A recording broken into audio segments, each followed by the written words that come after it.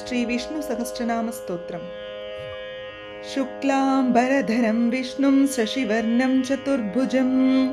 प्रसन्नवदनं ध्यायेत् सर्वविघ्नोपशान्तये। यस्यद्विरदवक्त्राद्याः पारिषद्याः परशतं विघ्नं निघ्नन्ति सततं विश्वक्सेनं तमाश्रये। व्यासं वसिष्ठनप्तारं शक्तेः पौत्रमकल्मषम् पराशरात्मजं वन्दे शुकतातं तपोनिधिं। व्यासाय विष्णुरूपाय व्यासरूपाय विष्णवे नमो वै ब्रह्मनिधये वासिष्ठाय नमो नमः। अविकाराय शुद्धाय नित्याय परमात्मने सदैकरूपरूपाय विष्णवे सर्वजिष्णवे। यस्य स्मरणमात्रेण जन्मसंसारबन्धनात् विमुच्यते नमस्तस्मै विष्णवे प्रभविष्णवे। ॐ नमो विष्णवे प्रभविष्णवे। श्रीवैशम्पायन उवाच श्रुत्वा धर्मानशेषेण पावनानि च सर्वशः युधिष्ठिरः शान्तनवं पुनरेवाभ्यभाषत। युधिष्ठिर उवाच किमेकं दैवतं लोके किं वाप्येकं परायणं सुवन्तकं कमर्चन्तः प्राप्नुयुर्मानवः शुभम्। गोधर्मः सर्वधर्माणां भवतः परमो मतः किं जपन्मुच्यते जन्तुर्जन्म संसारबन्धनात्। श्रीभीष्म उवाच जगत्प्रभुं देवदेवमनन्तं पुरुषोत्तमम् स्तुवन्नाम सहस्रेण पुरुषः सततोत्थितः तमेव चार्चयन् नित्यं भक्त्या पुरुषमव्ययं ध्यायन् स्तुवन्नमस्यंश्च यजमानस्तमेव च। अनादिनिधनं विष्णुं सर्वलोकमहेश्वरं लोकाध्यक्षं स्तुवन्नित्यं सर्वदुःखातिगो भवेत्। ब्रह्मण्यं सर्वधर्मज्ञं लोकानां कीर्तिवर्धनम् लोकनाथं महद्भूतं सर्वभूतभवोद्भवम्। एष मे सर्वधर्माणां धर्मोऽधिकतमो मतः यद्भक्त्या पुण्डरीकाक्षं स्तवैरर्चेन्नरः सदा। परमं यो महत्तेजः परमं यो महत्तपः परमं यो महद्ब्रह्म परमं यः परायणम्। पवित्राणां पवित्रं यो मङ्गलानां च मङ्गलम् दैवतं देवतानां च भूतानां यो व्ययः पिता यतः सर्वाणि भूतानि भवन्त्यादियुगागमे यस्मिंश्च प्रलयं यान्ति पुनरेव युगक्षये। तस्य लोकप्रधानस्य जगन्नाथस्य भूपते विष्णोर्नाम सहस्रं मे शृणु पापभयापहम्। यानि नामानि गौणानि विख्यातानि महात्मनः ऋषिभिः परिगीतानि तानि वक्ष्यामि भूतये। ऋषिर्नाम्नां सहस्रस्य वेदव्यासो महामुनिः चन्तोऽनुष्टुप्तता देवो भगवान् देवकीसुतः अमृतांशोद्भवो बीजं शक्तिर्देवकीनन्दनः त्रिसामाहृतयं तस्य शान्त्यर्थे विनियुज्यते। विष्णुं जिष्णुं महाविष्णुं प्रभविष्णुं महेश्वरम् अनेकरूपदैत्यान्तं नमामि पुरुषोत्तमम्। अस्य श्रीविष्णु दिव्यसहस्रनामस्तोत्रमहामन्त्रस्य श्रीवेदव्यासो भगवान् ऋषिः अनुष्टुप् श्रीमहाविष्णुः परमात्मा श्रीमन्नारायणो देवता अमृतांशोद्भवो भानुरिति बीजम् देवकीनन्दनसृष्टेदि शक्तिः उद्भवः क्षोभनो देव इति परमो मन्त्रः शङ्खबृन्नन्दकी चक्रीति कीलकम् शार्ङ्गधन्वागदाधर इत्यस्त्रम् रताङ्गपाणिरक्षोभ्य इति नेत्रम् त्रिसामासामगः सामेति कवचम् आनन्दं परब्रह्मेति योनिः रुदः सुदर्शनकाल इति दिग्बन्धः श्रीविश्वरूप इति ध्यानम्। श्रीमहाविष्णुप्रीत्यर्थे सहस्रनाम जपे विनियोगः ध्यानम्। क्षीरोदन्वत्प्रदेशे शुचिमणिविलसत्सैकते मौक्तिकानां माला क्लुप्तासनस्तस्फटिकमणिनिभैर्मौक्तिकैर्मण्डिताङ्गः शुभ्रैरभ्रैरदभ्रैरुपरि विरचितैर्मुक्तपीयूषवर्षैः आनन्दीन पुनीयादरिनलिनगदा शङ्खपाणिर्मुकुन्दः भूपादौ यस्य नाभिर्वियदसुरनिलश्चन्द्रसूर्यौ च नेत्रे कर्णावाशासिरौद्यौर्मुखमपि दहनो यस्य वास्तेयमब्धिः अन्तस्तं यस्य विश्वं सुरनरगगगो भोगिगन्धर्वदैत्यैः चित्रं रं रम्यतीतं त्रिभुवनवपुषं विष्णुमीशं नमामि। ॐ नमो भगवते वासुदेवाय। शान्ताकारं भुजगशयनं पद्मनाभं सुरेशं विश्वाधारं गगनसदृशं मेघवर्णं शुभाङ्गं लक्ष्मीकान्तं कमलनयनं योगिगृध्यानगम्यं वन्दे विष्णुं भवभयहरं सर्वलोकैकनाथं मेघश्यामं पीतकौशेयवासं श्रीवत्साङ्कं कौस्तुभोद्भाषिताङ्गं पुण्योपेतं पुण्डरीकायदाक्षं विष्णुं वन्दे सर्वलोकैकनाथं नमः समस्तभूतानामादिभूताय भूपृते अनेकरूपरूपाय विष्णवे प्रभविष्णवे शशङ्खचक्रं सकिरीटकुण्डलं सपीतवस्त्रं सरसीरुहेक्षणं सहारवक्षस्थलशोभिकौस्तुभं नमामि विष्णुं शिरसा चतुर्भुजं छायायां पारिजातस्य हेमसिंहासनोपरि आसीनमम्बुदश्याममायताक्षमलङ्कृतं चन्द्राननं चतुर्बाहुं श्रीवत्साङ्कितवक्षसं रुक्मिणी सत्यभामाभ्यां सहितं कृष्णमाश्रये। ॐ विश्वं विष्णुर्वषट्कारो भूतभव्यभवत्प्रभुः भूतगृद्भूतभृद्भावो भूतात्मा भूतभावनः भूतात्मा परमात्मा च मुक्तानां परमागतिः अव्ययः पुरुषः साक्षी चैत्रज्ञोऽक्षर एव च योगो योगविदां नेता प्रधानपुरुषेश्वरः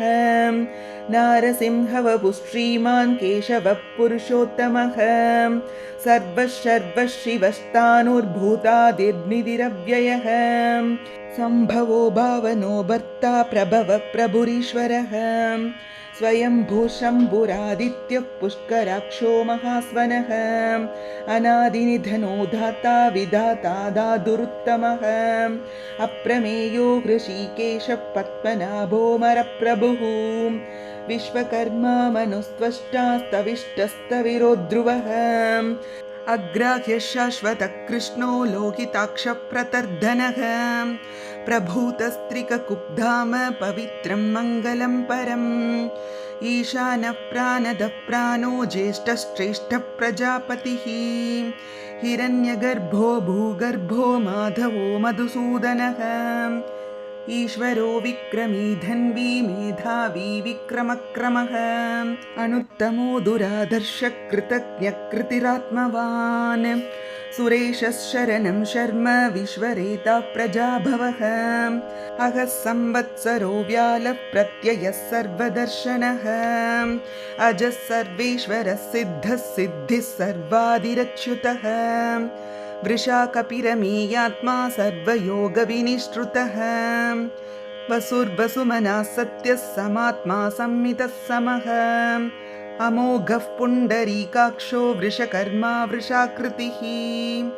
रुद्रो बहुशिरा बभ्रुर्विश्वयोनिः शुचिश्रवाः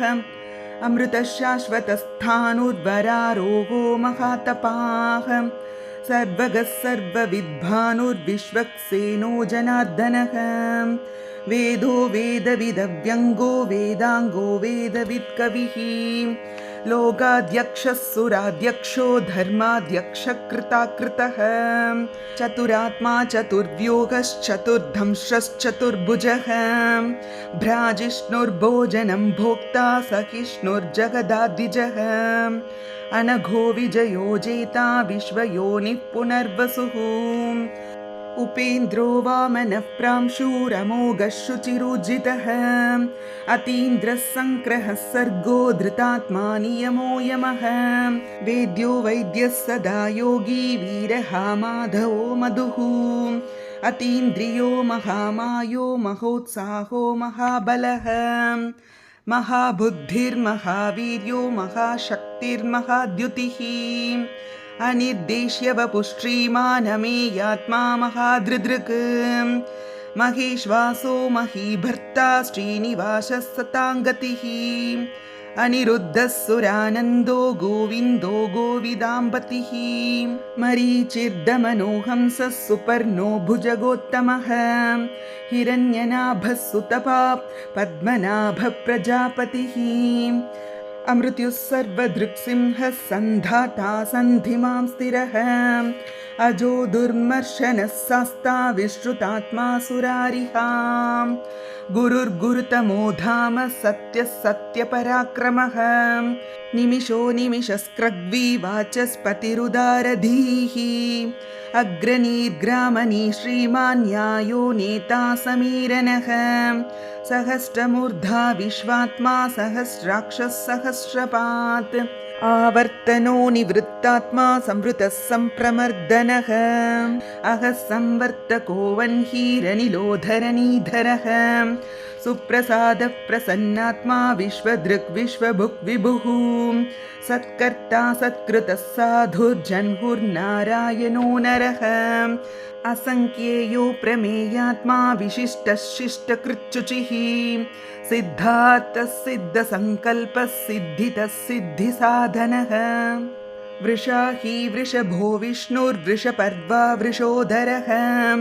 वर्धनो वर्धमानश्च विविक्तः श्रुतिसागरः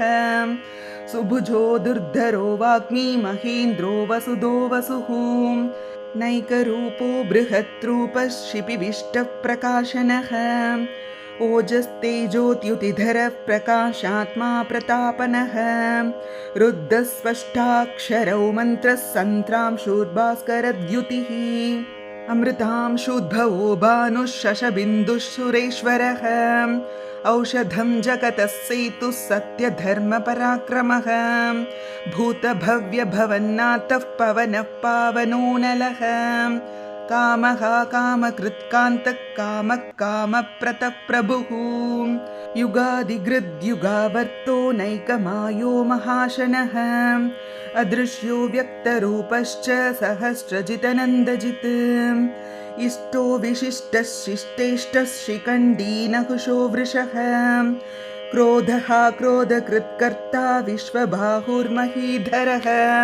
अच्युतः प्रतितः प्राणदो वासवानुजः अपां निधिरधिष्ठानमप्रमत्तः प्रतिष्ठितः स्कन्दधरो धुर्यो वरदो वायुवाहनः वासुदेवो बृहद्भानुरादिदेवः पुरन्दरः अशोकस्तारनस्तारः शूरः शौरिर्जनेश्वरः अनुकूलः शतावर्तः पद्मी पद्मनिवेक्षणः पद्मनाभोरविन्दाक्षः पद्मकर्बः शरीरभृत् महर्धिरुद्धो वृद्धात्मा महाक्षो गरुडध्वजः अतुलशरभो भीमः समयज्ञो हविर्हरिः सर्वलक्षणलक्षण्यो लक्ष्मीवान् समिदिञ्जयः विक्षरो रोहितो मार्गो हेतुर्दामोदरः सहः महीधरो महाभागो वेगवानमिताशनः उद्भवः क्षोभनो देवः श्रीगर्भः परमेश्वरः करणं कारणं कर्ता विकर्ता गहनो गुहः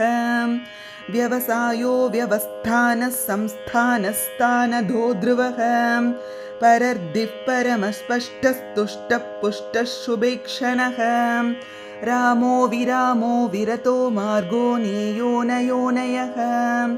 वीरः शक्तिमतां श्रेष्ठो धर्मो धर्मविदुत्तमः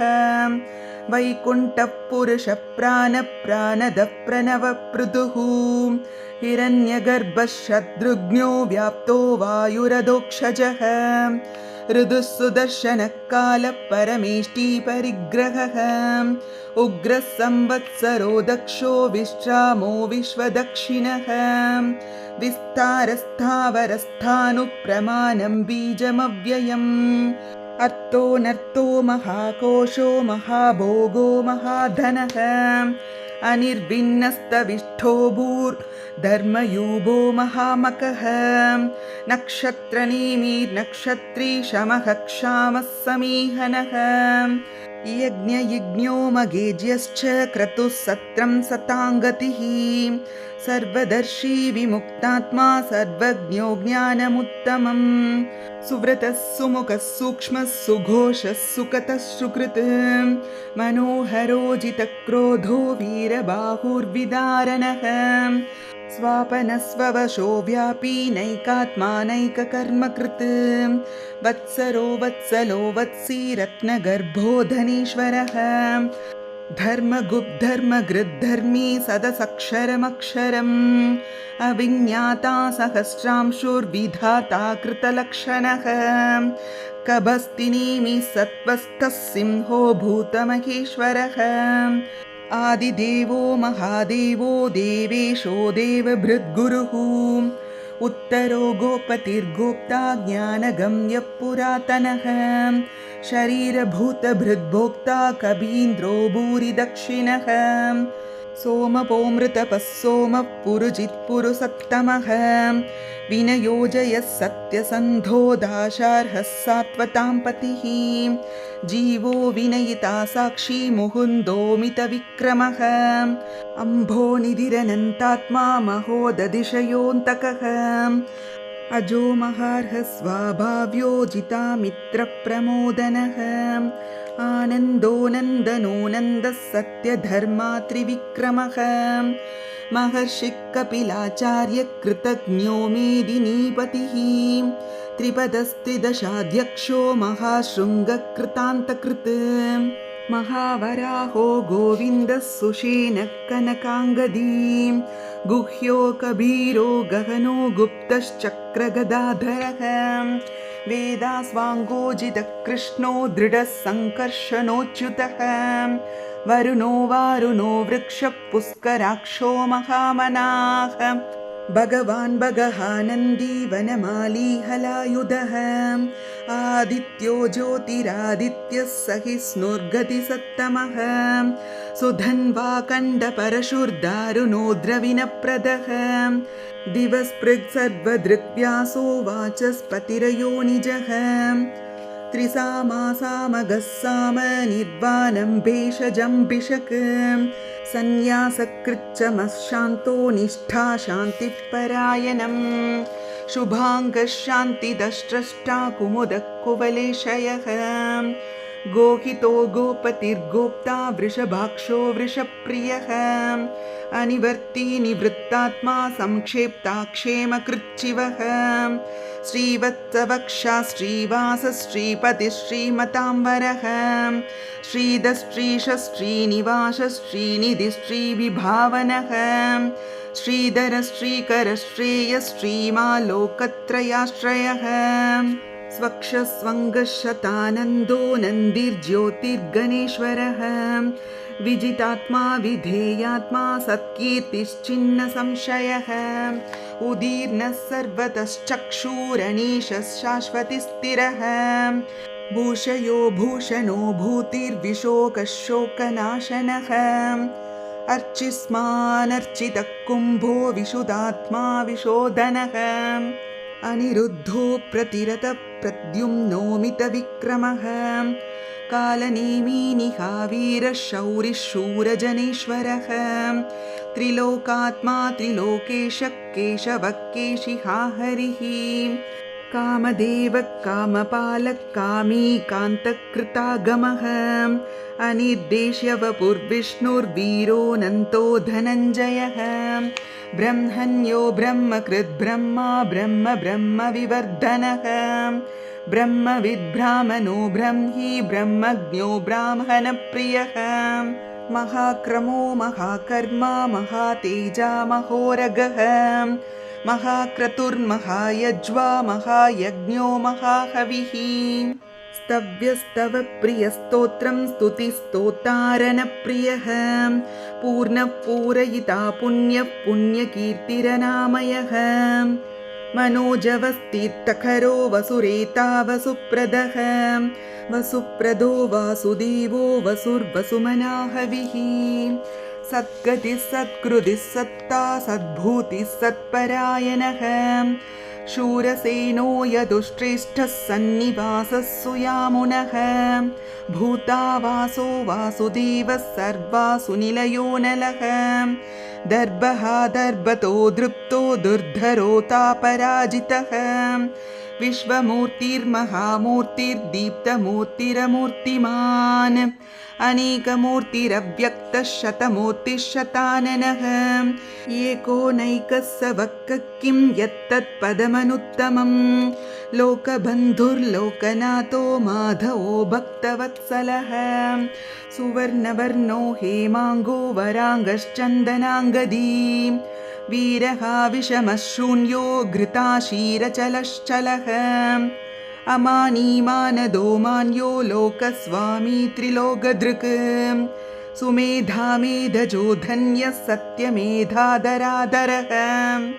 तेजो वृषो द्युतिधरः सर्वशस्त्रभृताम्बरः प्रग्रहो निग्रहो व्यग्रो नैकशृङ्गो गदाग्रजः चतुर्मूर्तिश्चतुर्बाहुश्चतुर्व्योगश्चतुर्गतिः चतुरात्मा चतुर्भावश्चतुर्वेदविदेकपात् समावर्तो निवृत्तात्मा दुर्जयो दुरतिक्रमः दुर्लभो दुर्गमो दुर्गो दुरावासो दुरारिहां शुभाङ्गो लोकसारङ्गः सुतन्तुस्तन्तुवर्धनः इन्द्रकर्मा महाकर्मा कृतकर्मा कृतागमः उद्भवः सुन्दरः सुन्दो रत्ननाभः सुलोचनः अर्को वाजसनः शृङ्गी जयन्तः सर्वविजयी सुवर्णबिन्दुरक्षोभ्यः सर्ववागीश्वरेश्वरः महाक्रदो महागर्तो महाभूतो महानिधिः कुमुदः कुन्दरः कुन्दः पर्जन्यः पावनो निलः अमृताशोऽमृतवपुः सर्वज्ञः सर्वतोमुखः सुलभः सुव्रतः सिद्धः शत्रुजिच्चत्रुतापनः न्यग्रोधोदुम्बरोऽश्वत्थश्चानुरान्ध्रनिषूदनः सहस्रार्चिः सप्तजिह्वः सप्तधा सप्तवाहनः अमूर्तिरनघोचिन्त्यो भयकृद्भयनाशनः अनुर्बृहत्कृशस्तूलो गुणबृन्निर्गुणो महान् अद्रुतस्वद्रुतस्त्वास्य प्राग्वंशो वंशवर्धनः भारभृत्कथितो योगी योगीशः सर्वकामदः आश्रमश्रमणः क्षामः सुपर्णो वायुवाहनः धनुर्धरो धनुर्वेदो दण्डो दमयिता दमः अपराजितः सर्वसहो नियन्ता नियमो यमः सत्त्ववान् सात्विकः सत्यः सत्यधर्मपरायणः अभिप्रायः प्रियार्होर्हः प्रियकृत्प्रीतिवर्धनः विहाय सगतिर्ज्योतिः सुरुचिर्हुतभुक् विभुः रविर्विरोचनः सूर्यः सवितारविलोचनः अनन्तो हुतभुग्भोक्ता सुखदो नैकजोऽग्रजः अनिर्विन्नः सदामर्षि लोकाधिष्ठानमद्भुतः सनातनतमः कपिलः कपिरव्ययः स्वस्तिदः स्वस्ति कृत् स्वस्ति स्वस्ति भुक् स्वस्ति दक्षिणः अरौद्रः कुण्डली चक्री विक्रम यूर्जितशासनः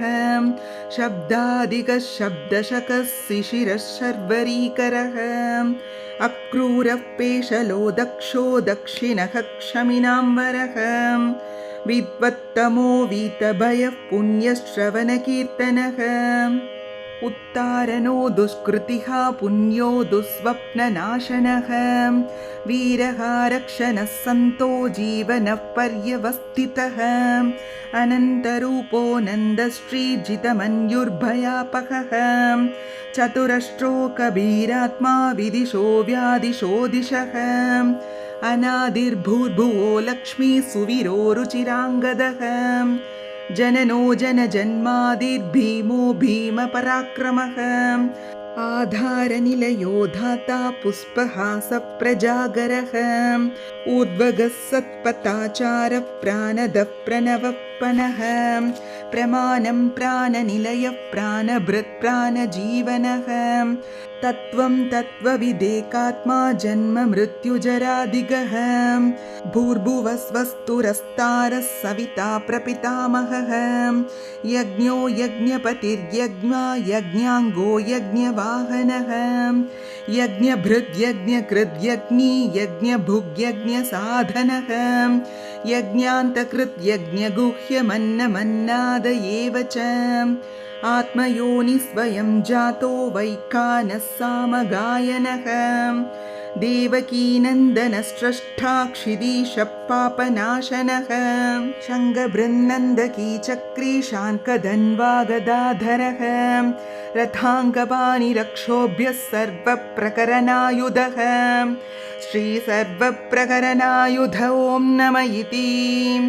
वनमाली गदीशार्ङ्गी शङ्गी चक्री च नन्दकी श्रीमान्नारायणो विष्णुर्वासुदेवोऽभिरक्षतु वनमाली गदीशार्ङ्गी शङ्गी चक्री च नन्दकी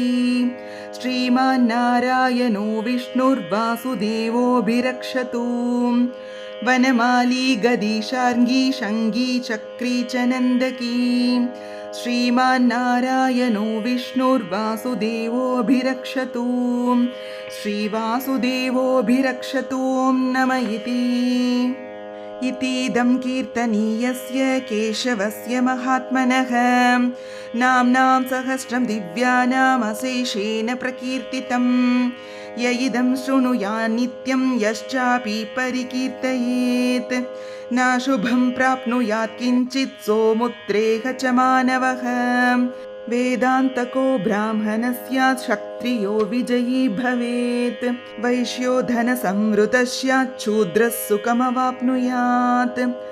धर्मार्थी प्राप्नुयात् धर्ममर्थार्थी चार्थमाप्नुयात् कामानवाप्नुयात् कामी प्रजाति चाप्नुयात् प्रजाम् भक्तिमान् यः सदोताय शुचिस्तद्गतमानसः सहस्रं वासुदेवस्य नाम्नामेतत् प्रकीर्तयेत् यशः प्राप्नोति विपुलं याति प्राधान्यमेव च अचलां श्रियमाप्नोति श्रेयः प्राप्नोत्यनुत्तमम् न भयं क्वचिदाप्नोति वीर्यं तेजश्च विन्दति भवत्यरोगो द्युतिमान् बलरूपगुणान्वितः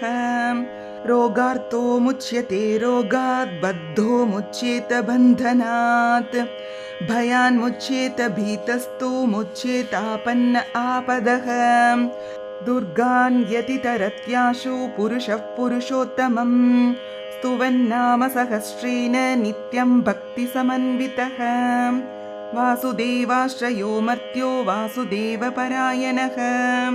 सर्वपापविशुद्धात्मा याति ब्रह्म सनातनम् न वासुदेवभक्तानाम् अशुभं विद्यते क्वचित्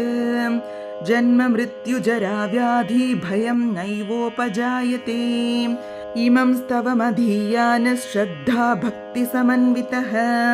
युज्येतात्मसुखक्षान्ति श्रीधृतिस्मृतिकीर्तिभिः न क्रोधो न च मात्सर्यं न लोभो नाशुभामतिः भवन्ति कृतपुण्यानां भक्तानां पुरुषोत्तमे